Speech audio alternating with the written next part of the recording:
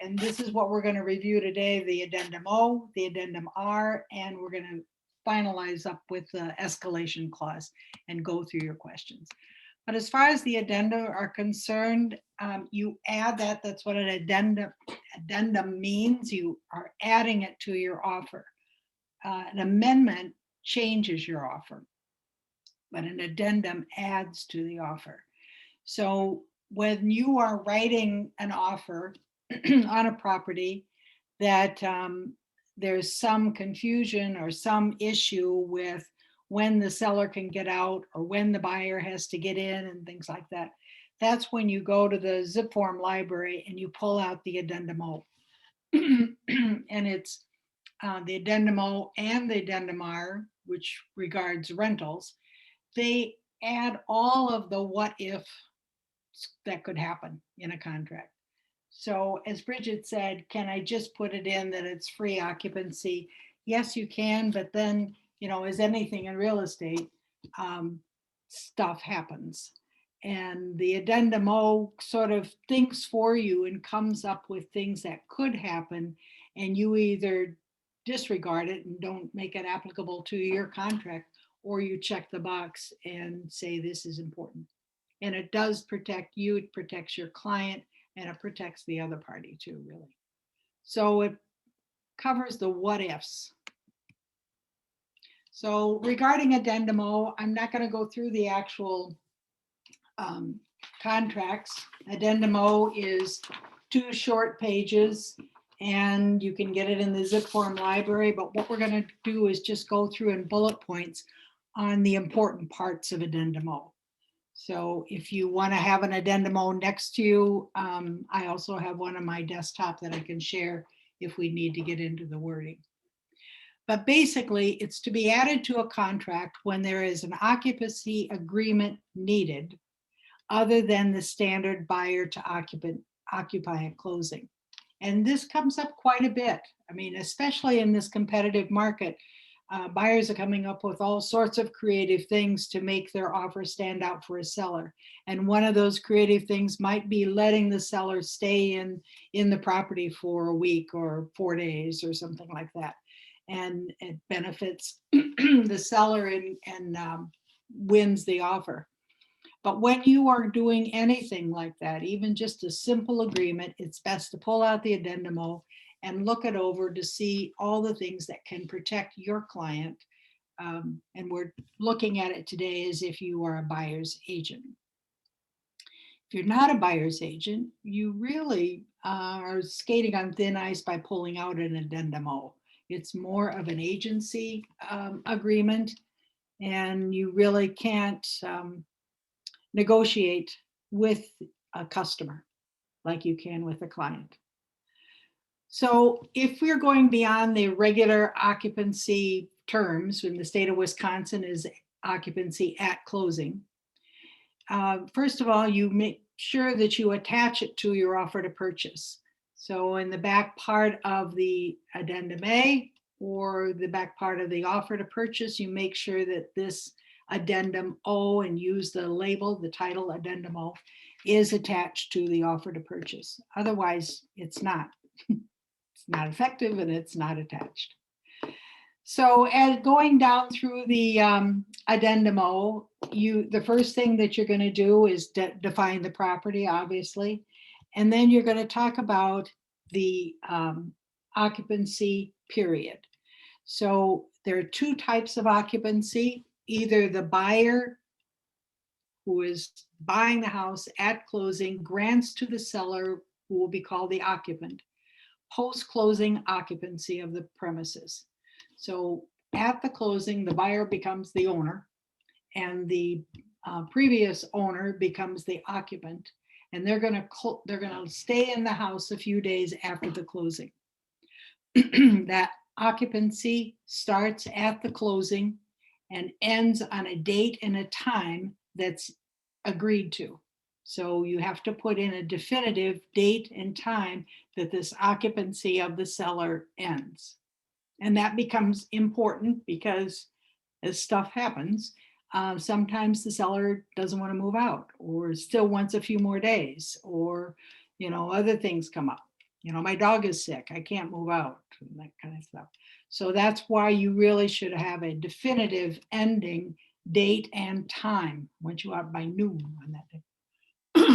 The other type of occupancy is, and this is rarer, but is where the seller, who is the owner, while he's still the owner, grants to the buyer, who will be called the occupant then, pre-closing occupancy. So as you see, the seller is still the owner and the buyer is called the occupant. And there's pre-closing occupancy, and it begins on a specific date, obviously prior to closing, and time. So they can move in, March 30th at noon, and then that occupancy term ends at the closing, because then the buyer will take over and legitimately occupy the property. Just a little caveat on that choice of occupancy: be really careful when you allow the buyer, when the seller allows the buyer to preoccupy the property. As I said, it's not done as often for good reason. One reason is the buyer moves in and has maybe 4 days to move in prior to closing and stuff, and all of a sudden things start to bug him. Like the windows don't really close like he thought they did, and there's a certain smell that he didn't realize when he was in the inspection and things like that. And the house doesn't seem as big as it did when we were going through. All kinds of things like that can happen. And then the buyer starts backpedaling and finding ways to get out of the contract or not close. I've been through this personally as an agent, where we allowed the buyer to move in, and the buyer not only wanted out, didn't want to close on the property, but also damaged some things in the property. So it's just, if you can avoid it at all, avoid it. And but the other type of occupancy, the buyer allowing the seller to stay in the house a few days or even a longer period of time, is more common. And that's where it comes in, how much of the addendum you relate to. If it's a long period of time, you probably want to fill out every one of those check boxes. And if it's a short period of time, like over a weekend or a few days, then you can consider modifying the addendum. So you want to determine an occupancy charge, and it's usually a per day, per diem, per day charge, or even a partial day charge.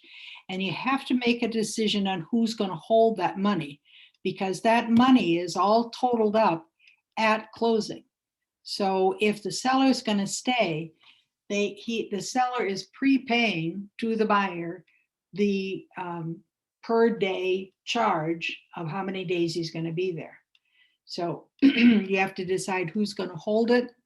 If the title company will hold it, if an attorney will hold it, if the buyer holds it, it's up to the agreement of who holds it, but that is part of addendum O, is who is going to hold the property, the charge. It comes up to a time if there's any unused portions. Say they charge at closing the per day per diem fee for occupancy for 5 days, and the seller decides, he doesn't really need to stay the 5 days, he wants out after 3. Then what happens to the leftover money that he's already paid for at closing? Does he get refunded that money? Or does he not get refunded that money? He's already paid that money to the buyer, and does that money stay with the buyer, or does that money get refunded back to the seller? So any questions on these first few boxes in the addendum O? We've attached the premises, the occupancy period, and the occupancy charge. A good way to determine an occupancy charge is based on the buyer's mortgage payment and what their monthly mortgage payment will be when they own the house, and then divide it by 30 and break it down to what their charge is per day. That's probably the most common way of establishing a occupancy daily charge. That's if this is a serious occupancy and not just a couple of people who know and get along real well with each other and say, well, we'll just do it for 25 a day, or we'll do it, like Bridget said, for nothing. The more serious, the more official way of charging per day is using the per diem based on their mortgage coming up. If it's a cash, then you just sort of figure out if there had been a mortgage, what would it be per day? Any questions on occupancy charge or term or anything like that? Okay. So the next boxes in the addendum O are the security deposit. Again, this can be checked or unchecked. And again, it bases on how long the occupancy is going to be for the seller to stay, or how long the pre-closing occupancy is going to be for the buyer. But if it's a longer period, if this is a, by the book buyer and seller, especially if they have an attorney, you consider doing a security deposit, and it's just like any other kind of security deposit. If there's any disagreement, any damage, any neglect, things happening, the security deposit will go to the owner or go to the will go to the owner, whether the owner is the buyer or the owner is still the seller. You want to decide who holds that security deposit and what happens to it if anything does happen to it. This is where I'm not putting it in this sort of overview, but in lines 17 through 25 in the addendum O, it's all the what ifs. And that's what I talked about in my first slide. What happens if they do this? What happens if they do that? What happens if they don't, get their money? What happens? All of those things are outlined in those lines 17 through 25 in the addendum O. And it comes down to the last line, of course, is consult with an attorney if issues arise. So they're thinking ahead of all the things that can happen, and that's why this addendum O is pretty valuable. The next box is under utilities. Determine if the occupancy shall have all utility services rendered in the occupant's name and shall pay all the bills during the occupancy period. This works mostly for the seller occupying after closing, because he's already has his name in the utilities. He just keeps them into utilities until the occupancy date is passed, and then it's transferred over to the buyer. Or you can decide, both parties can decide, the new owner, the new buyer will just, take care of the utilities. Again, it depends on how long this occupancy period is, if you're talking about significant money or just a few dollars. But at closing, they will prorate the utilities. They can prorate the utilities based on the actual occupancy date. Any questions about utilities? Okay. Now determine the maintenance. Who has keys, copies of keys, if owner shall be permitted on the premises with advance notice. Those are all under the paragraph labeled maintenance. Who's going to be responsible for routine repairs? What if, a window breaks or things like that? Who's supposed to fix it? Those are all under this clause of maintenance, and it's something that you should review again, especially if it's a longer occupancy term. The keys is a separate box. Who keeps keys? Does the owner still get copies of the keys? Can the owner come and visit the house? And if he can, how much notice and for what reason? So the owner, just because he owns the house now, just can't pop in anytime and on the occupant and say, oh, I just wanted to check this, or I have to go down in the basement to get something. They actually have to agree to have advance notice. 24 hours is the most common. And I'm coming over to check on some things I have in storage or something like that. But that should be a notice. And then property taxes, that becomes an issue sometimes. If the seller is post-occupying, again, you can prorate it through the day of closing, all the taxes, and everybody's paid out on that proration at the closing date, or if there is a longer occupancy time for the seller staying in the house, you can actually prorate the taxes to the end of the occupancy date. But again, short occupancy, you're just talking a few dollars on that. And then what happens if termination, possible loss of use charges, plus damages, reasonable cost? Again, the addendum has all the what ifs that can happen, or all the what if stuff that can happen.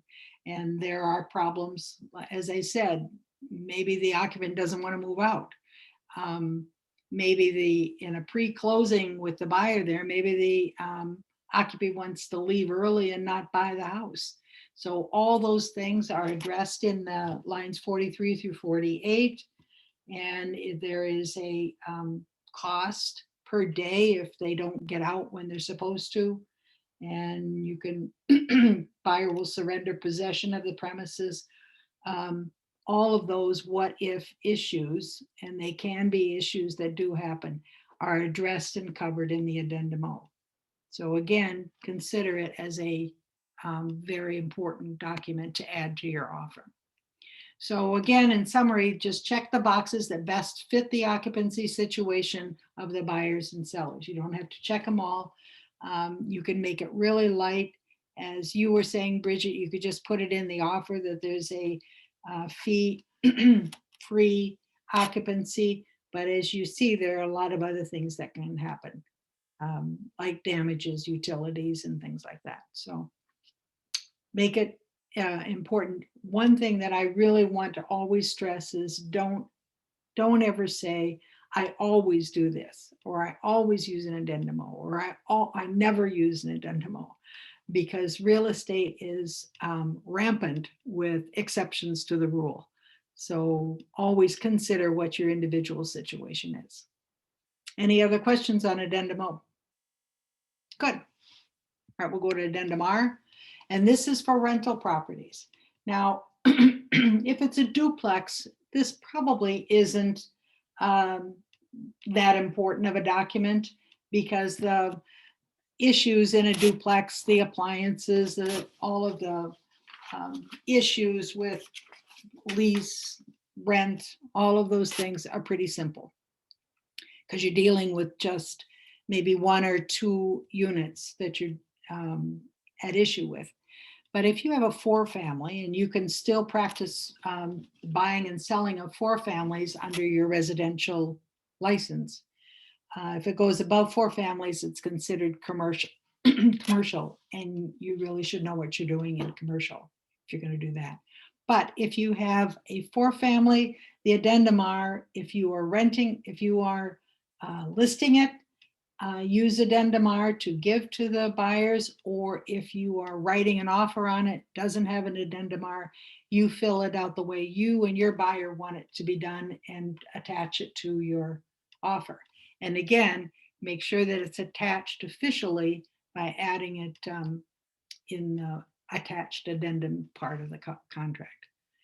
So this goes through different sections. And again, this is a very simple, just a 1-page form to use. And it's very succinct, but it does cover all the what ifs that could happen in this. At the top of the addendum R are all the personal properties. So it talks about, it lists, refrigerator, stove, garbage disposal, lawnmowers, all kinds of things. And then all you have to do is check it. And if you're the buyer's agent, you're checking it to assure that the things you saw, the things that said they're being included, are included. And it comes up with a lot of other things, plus it has other category too. So make sure that you do that. And then there's a statement that says the total value of all those items is, and you might want to put what it really is, because it goes on to say this amount shall be excluded from the real estate purchase price on the Wisconsin real estate transfer return. So you don't necessarily have to put them in a bill of sale, but you are agreeing that they are included and that they have a certain value. But as most lenders want, they are not part of the purchase price. So it keeps it separate for the lender. And it says title to these items shall be transferred at closing by bill of sale. So if some things require a title that are being sold, then all those things go on a bill of sale.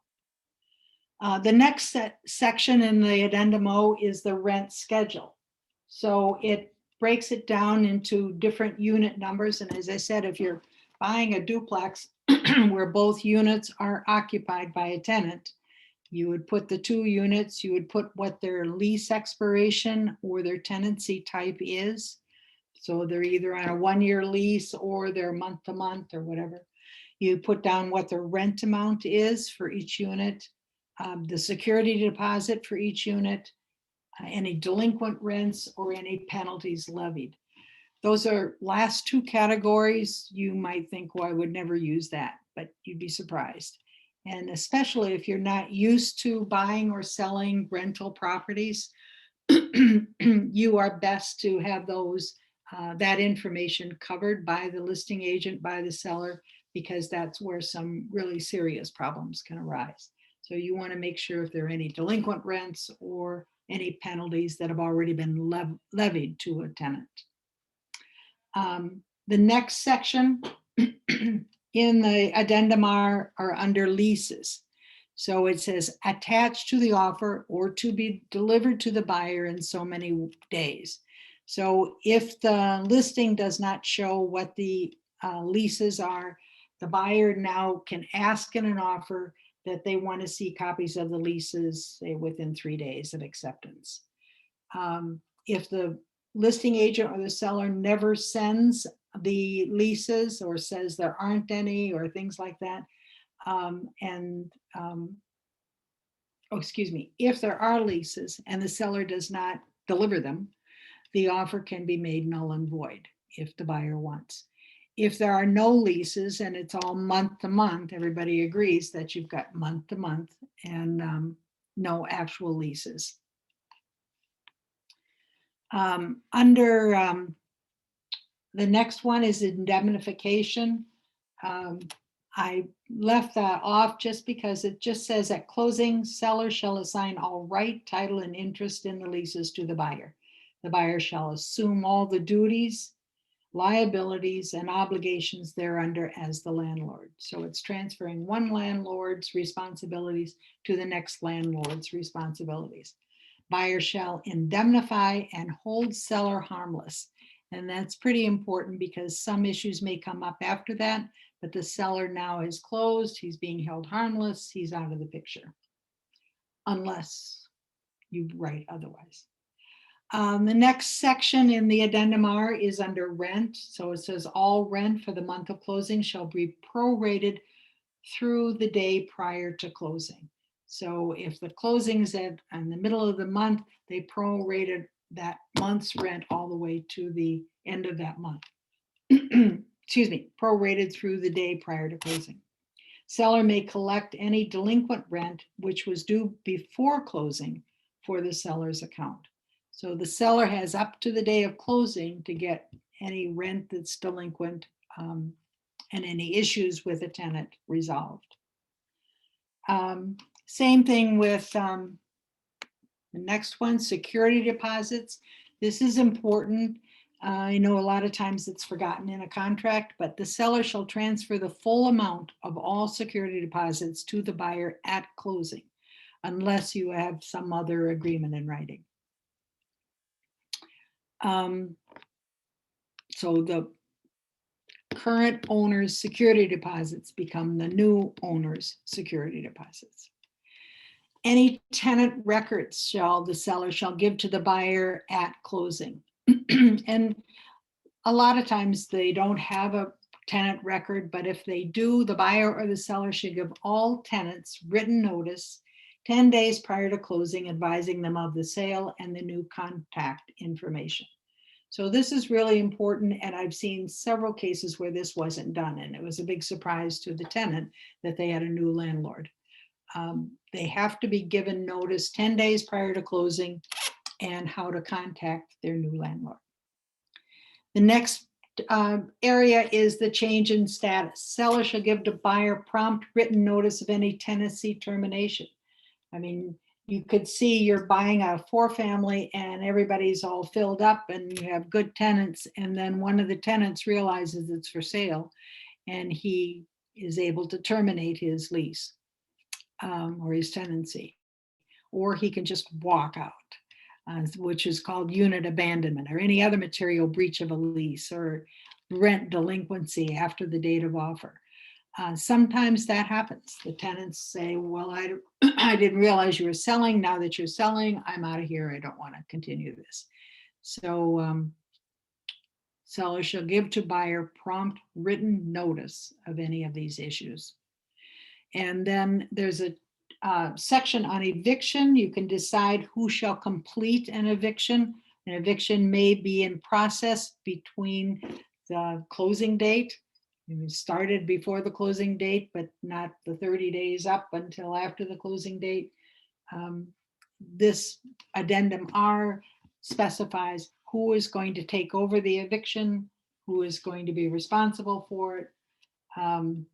Seller or the buyer shall take all steps necessary to remove the tenants, including the filing of eviction action at that party's cost. So there is a cost to completing eviction action. The next part, and this is the end of it, requested vacancies. Seller shall give all notices to terminate the tenancy in a certain unit so that these units will be vacant either at closing or at a determined date. So that's important. Maybe the new buyer wants if they can be without a lease, a certain unit vacated, maybe so they can move in or they have a tenant. If any units under new vacancy, if any units were occupied on the date of the offer, are vacant on the day before closing, buyer shall have the option to give the seller written notice that this offer is null and void. And that has already come up in one of my questions since I've arrived at Keller Williams. So it is important to review this addendum R, especially if you have a 4-family. You can certainly use it for a duplex. And if you're doing anything more than a 4-family, make sure that you have the experience and the advocacy of a commercial agent. And again, the only boxes that you need to check are the requested vacancies and new vacancies. The rest are all part of the addendum R. Okay, that's a good half hour, and that's sort of what I intended for these 2 addendums. Going back, I just want to say one more thing about another addendum, Addendum A. It's the GMAR approved Addendum A.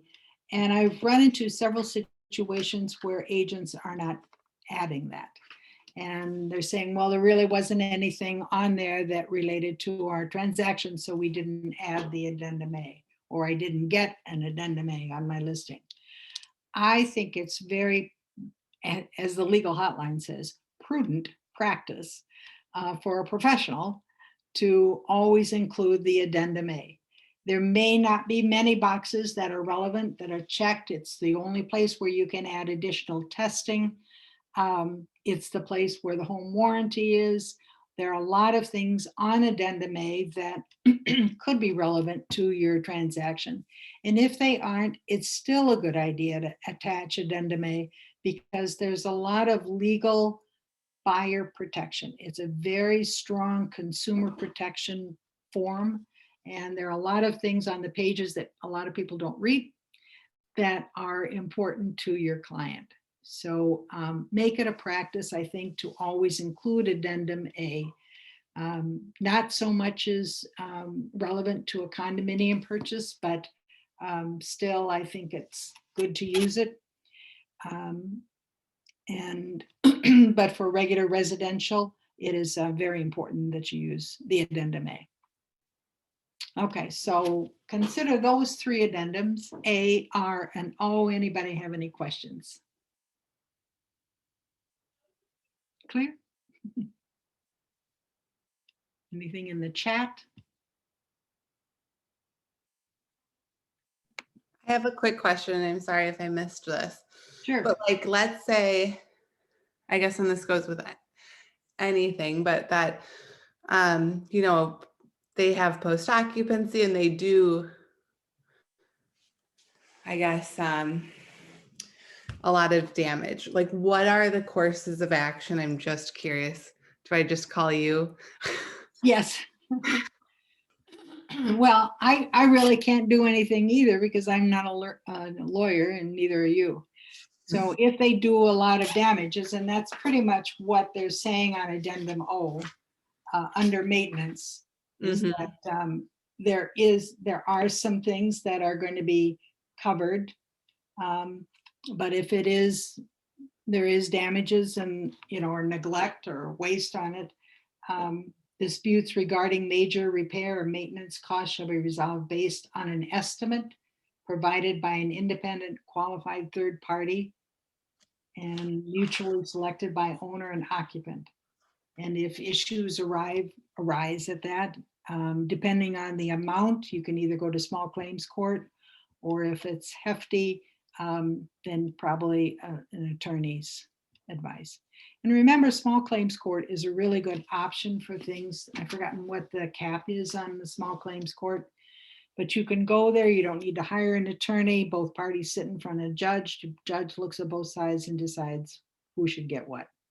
And that's really all there is to it. Excuse me. Okay. But actually, earnest money. The realtors go to the court and everything, or are you kind of hands off? No, I was at one. You just sit there quietly, but you want to sit and see what happens. Yeah. Okay. But for earnest money, it doesn't matter the amount of the earnest money.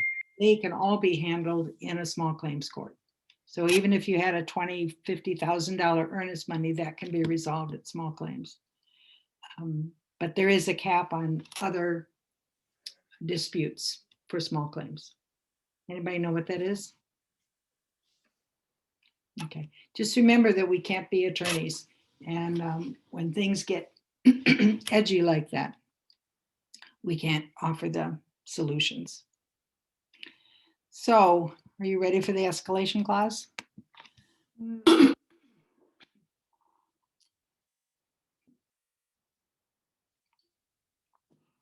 Excuse me. So a few comments before we actually look at the clause. Have any of you had experience in using the escalation clause to this point? Nobody? Okay. Some of my comments before we look at the actual clause is you want to decide, is it a winning tool in our competitive multiple offer market? It basically is saying the buyer will pay so much more than any competing offer, but not up to a certain cap. But there are a lot of procedures using it.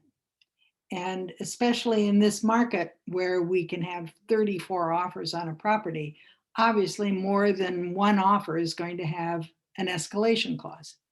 So one offer has an escalation clause that said, we'll go 2,000 over any other competing clause. And another one goes, we'll pay 5,000 over any competing offer, or $500 over any competing. And the poor seller is sitting there with this array of confusion. Some really top-notch agents are saying, I've ditched it. I'm not using it all anymore. I'm writing a strong offer.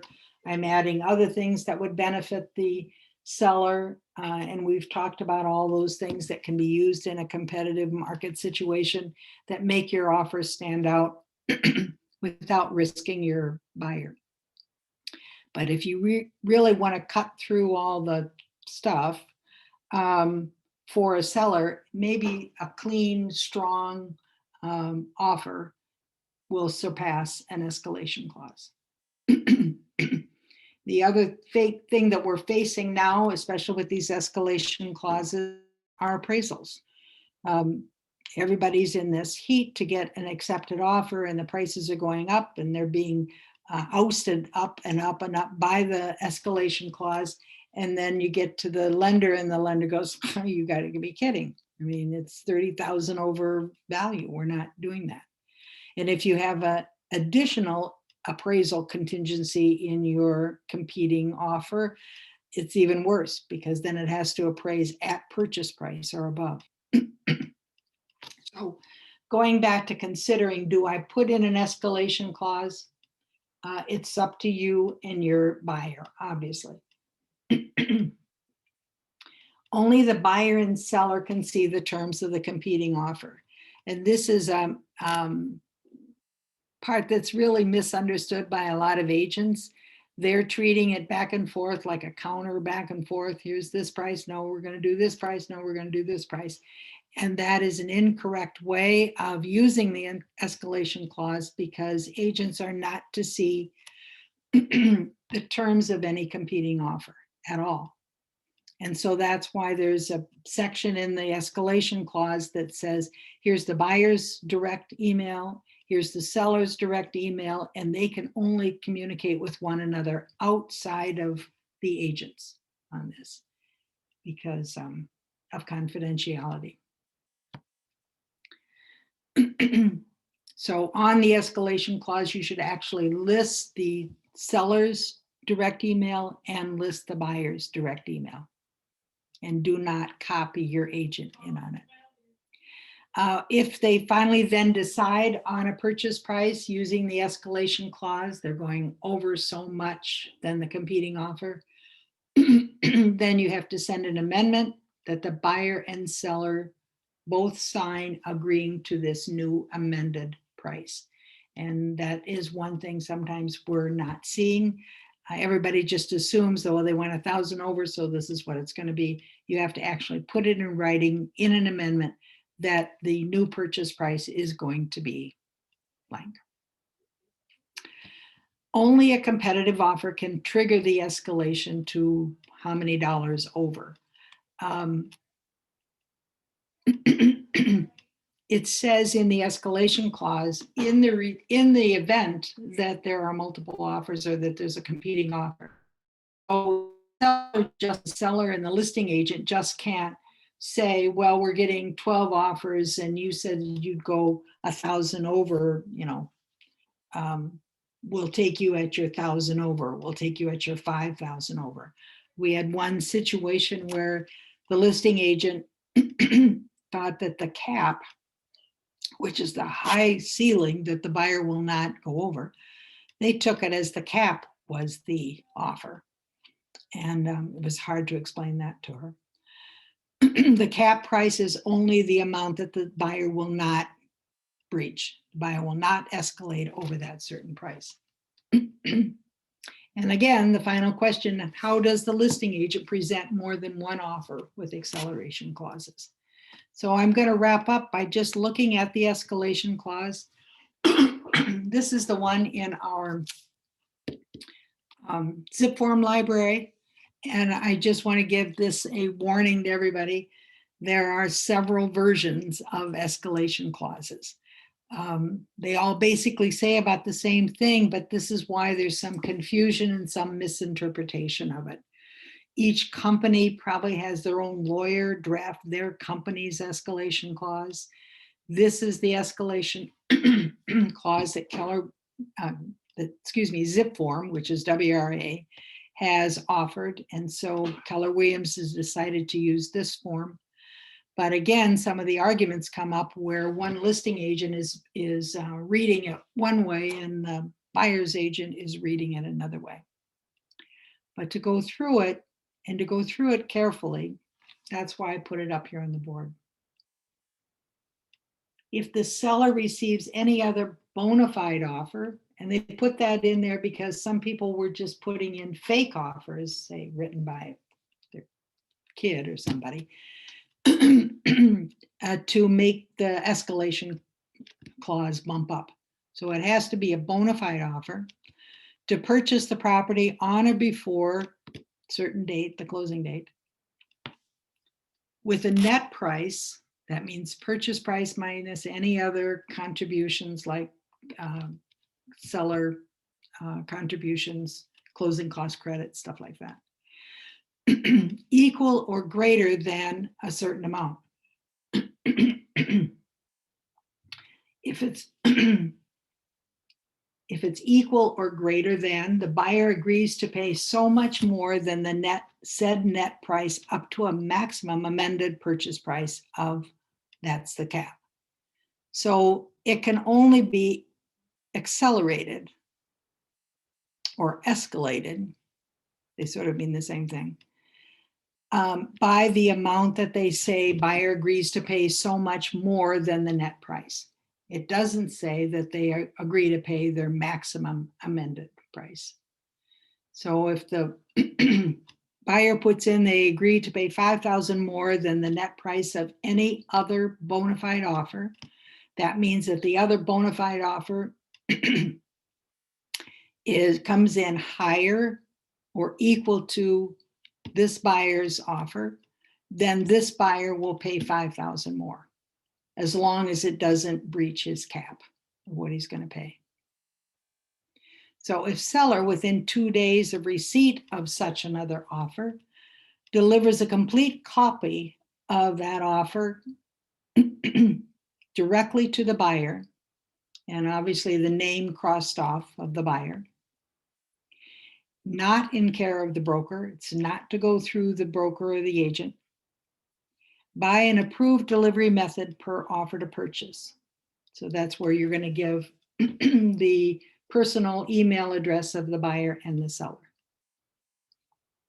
Buyer agrees, buyer will, upon such delivery and in compliance with the escalation clause, execute an amendment to the offer to purchase to show then what the increased purchase price is. So for example, about your buyer writes an offer for $350. The seller sends to the buyer a contract that says that they will pay $355. That triggers the escalation clause of your buyer. So then your buyer, if he said he agreed to pay $5,000 more than any competing, that means now that your buyer will be paying, what did I say? 355. What's my math? He's going to pay $5,000 more than the competing offer. So I forgot what the competing offer was. So he said 350, 355, so it means 360. So he's going to pay 360, but his cap was say 368 or 365 or something. So it didn't reach his cap, but he's agreed to pay $5,000 more than the bona fide offer that was sent directly to the buyer.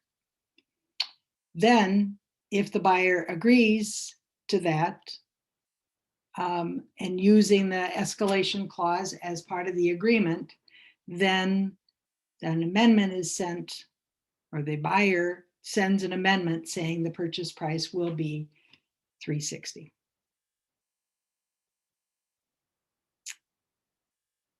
Even when I think I've got it clear, it comes out sounding confused sometimes. Any questions at this point?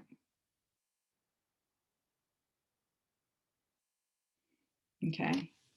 And they put in there the code, the administrative code that explains why it has to be between the buyer and the seller, is that it prohibits a broker or its agent from disclosing any of the terms of one prospective buyer's offer to purchase to another prospective buyer, or to any person with the intent that such information be disclosed to any other prospective buyer.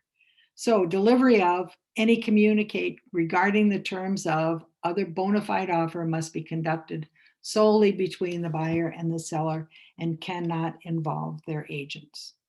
And then it says buyer gives seller permission to deliver competing offer by email to the following email address.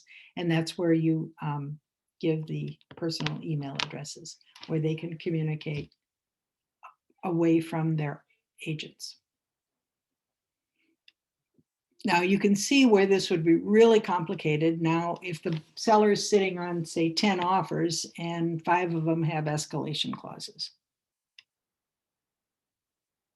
So it's your business decision, your obligation to explain it to your buyer, especially if you have a buyer client, what this is all about, how it's done, make sure that they feel comfortable doing it. And as I said, there are other ways to win an offer other than using this. So discuss it between you and your client on what's the best step. And sometimes, you're just going to have to do your best, put full forth your best contract on something. And if it doesn't work, continue to work it, because that's what everybody else is doing these days. Any other questions? We're sort of at the end of this explanation of these addendums and this clause. I really say call me if you have any questions. If you're going to be writing an escalation clause, please don't wait till it's 10 o'clock at night and you're deciding to do a escalation clause and you don't know how to do it, or you forgot what you're supposed to do, or you don't know where to find it, because you need to prepare for this. It's just not something you can do at the last minute. So do your preparations now on how you'll use it. This addendum is in the zip form library. I believe it's under global clauses. I am also going to provide, if you want me to, a copy of this addendum. I'll just email it to you if you want it in writing. But again, it's in your clause library, and make sure that you do in your buyer consultation, prepare your buyers for this as a possible situation. But don't do it when you're in the middle of writing the offer. Do it in a buyer consultation beforehand. Okay, if there's no other questions, I'm going to sit here until anybody has a question. There is something in chat. Oh, she wants to know if I can post this to Facebook so we have access to the PowerPoint for future use. I can certainly, if you request this PowerPoint, I'll send it to you in an email. The Facebook, I think, is something that I kind of stay away from because I think it's just between the agents, but I don't want to weigh in on anything in there without really knowing where it's going or how it's going.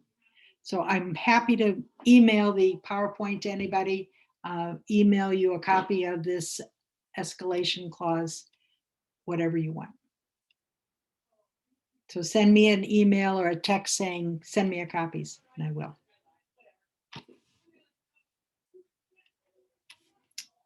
We still have a few more minutes if anybody has any questions. If not, I really have nothing more to offer you. But if you have something that you want to offer or some experience you had or a question, I'm sticking on for that.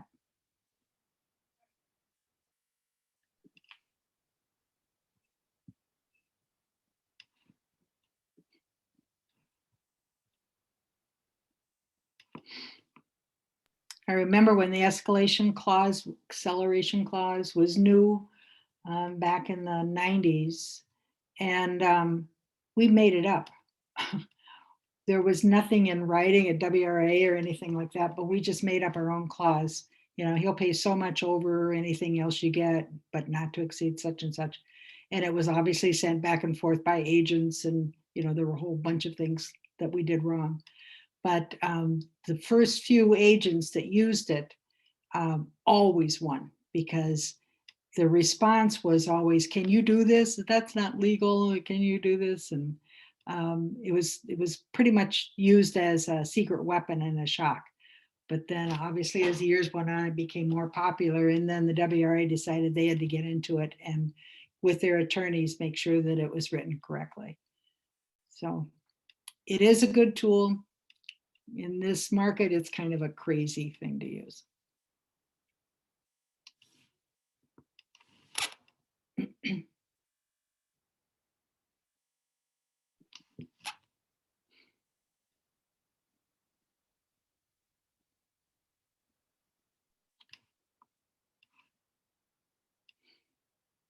No comments? No questions? Not for me. Thanks, Joan. Thank you. Well, Yeah, thank you Kimmy, very much. thank you. Steph will be back tomorrow, I think. But any of you have any other questions about contracts or things like that in your Lake Country, feel free to give me a call. Sounds good. Thank you. Thank you.